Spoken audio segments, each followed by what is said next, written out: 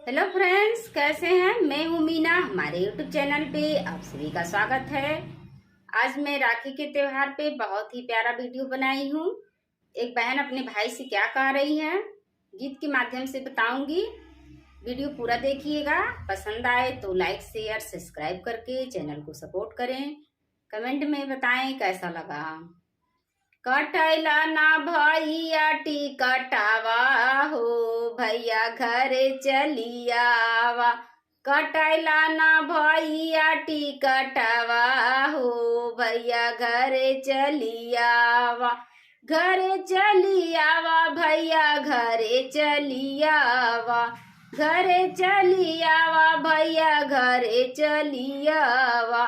कटैला ना भैया टिकटवा हो, भैया घरे चलियावा।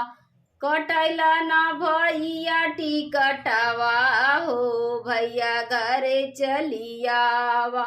आई गैल राखी के बंधनवा हो, भैया घरे चलियावा। आई गैल राखी के बंधनवा हो, भैया घरे चलियावा। नहीं चाही सोना भैया, नहीं चाही चांदी। नहीं चाही सोना भैया, नहीं चाही चांदी। नहीं चाही कावानो रुपैया हो, भैया घरे चलियावा।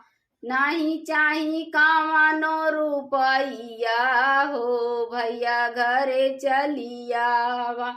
रखी के सुतरवा भैया बड़ा मजबूतिया। रखी के सुतरवा भैया बड़ी मजबूतिया। तोहरो के रखिए सुरक्षा हो, भैया घरे चलियावा। तोहरो के रखिए सुरक्षा हो, भैया घरे चलियावा। कटैला ना भैया टिकटवा हो, भैया घरे चलियावा। कटैला ना भैया टिकटवा हो, भैया घरे चलियावा।